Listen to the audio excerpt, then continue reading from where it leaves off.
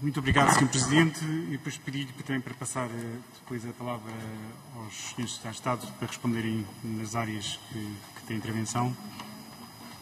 Em primeiro lugar, que há aqui várias questões, sobretudo do lado do PST, sobre as questões das empresas e sobre o que é que está a resposta no contexto da crise às empresas.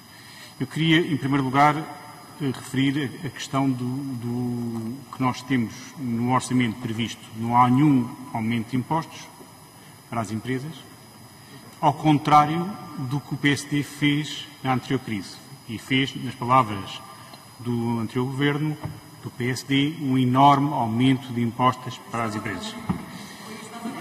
Fizeram um enorme aumento de impostos para as empresas num contexto difícil.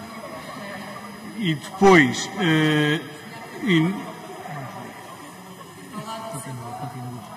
o enorme aumento de impostos feito pelo PSD na anterior legislatura.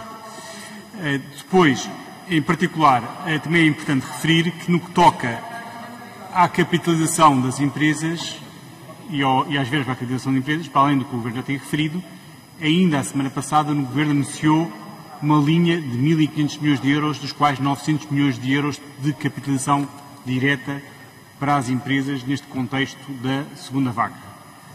E isso aí foi referido a uma segunda verba Peço desculpa, Sr. Ministro. E não foi considerado sequer... Peço desculpa. Senhoras e senhores deputados, Sr. Ministro ouviu de modo silencioso todas as perguntas que foram colocadas. O mínimo da regra de civilidade é que ouçamos também as respostas prestadas às questões da mesma forma. Muito obrigado.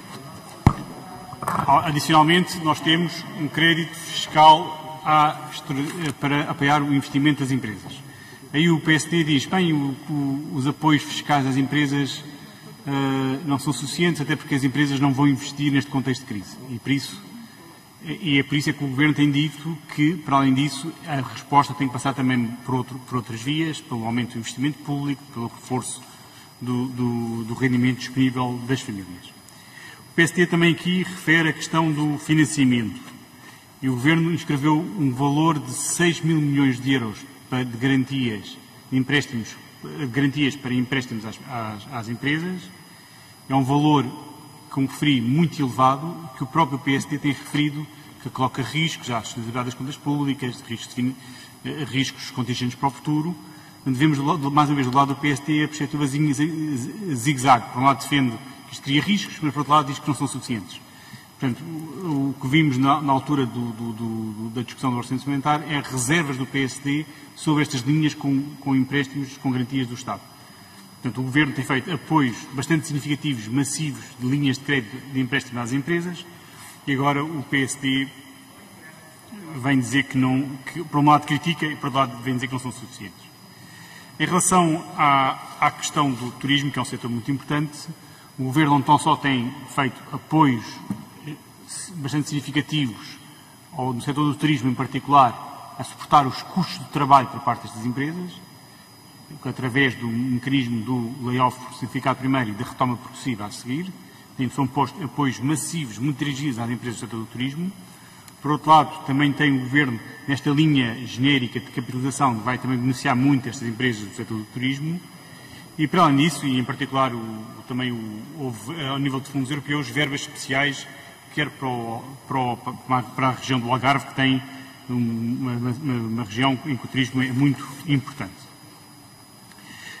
Do ponto de vista das estratégias fiscais, o discurso do PSD não só é contraditório com o enorme aumento de impostos que fez na anterior crise económica, como também é completamente contraditório com o discurso que o PSD tem, em que diz que este orçamento dá tudo a todos, que não é um orçamento responsável, que é um orçamento que dá o que tem e o que não tem.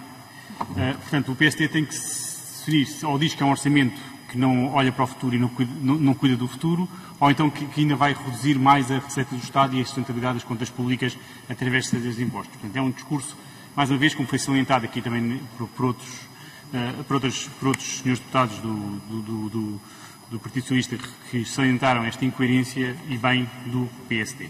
Foram feitas um conjunto de questões sobre o apoio à economia em relação com o sistema bancário, a sustentabilidade desse apoio à economia e ao sistema bancário. Portanto, é muito importante tomarmos em consideração que o ponto onde estamos hoje é um ponto muito mais capitalizado de onde estávamos, não é? Portanto, a redução de NPLs entre 2016 e 2019 foi sensivelmente 29 mil milhões de euros. Houve aqui um esforço extraordinário, também a própria recuperação da economia. Portanto, os NPLs reduziram-se de 46,4 bis para 17,2 bis. Isto, em termos percentuais, significa que o rastro de NPLs no início de 2016 era 17,9% e no segundo trimestre de 2020 tem corrido bem ao longo deste ano de 2020, ou digamos que em face, no contexto da crise, conseguimos atingir 5,5%. Gostava de sublinhar também que, do ponto de vista da gestão das moratórias, que foram dentro dos limites temporais definidos pela Autoridade Bancária Europeia, também se diferenciou entre os setores mais afetados e a generalidade dos setores. A generalidade dos setores vão recomeçar o pagamento de juros a partir do mês de abril, enquanto que os setores mais afetados vão ter uma moratória integral de capital e juros. Nesses setores mais afetados está naturalmente a hotelaria e a restauração.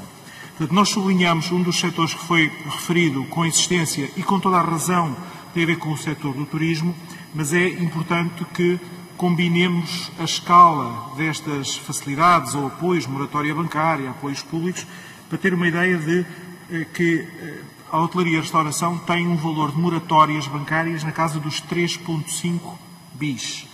O valor dos apoios públicos de garantia a contratos de financiamento pela banca são de sensivelmente 1 bi. Portanto, ambos são 4,5 bi. Portanto, apesar de não serem valores que vêm diretamente do Orçamento de Estado, temos de tomar em consideração que o PIB são sensivelmente 200 bis.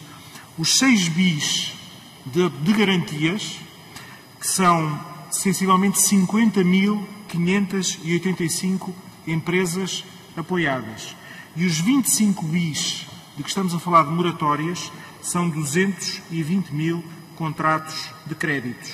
Portanto, neste momento temos um estoque de garantias vivas de 8,5 bis, que compara vindo de 2007, 2008, com valores que andam sempre na casa entre os 2,5 e os 3 bis. Portanto, eu acho que temos que ter a noção da escala extraordinária de apoios, que naturalmente poderemos sempre considerar insuficientes face à escala do desafio que temos, mas também temos que ver as capacidades e gerir os riscos que iremos enfrentar, mas são valores de elevada escala. E, portanto, para mostrar que nós temos procurado pensar esta dinâmica do apoio ao setor empresarial, mas também entrosado com aquilo que são as necessidades de termos um sistema bancário sustentável e que consiga amparar esta crise. Obrigado.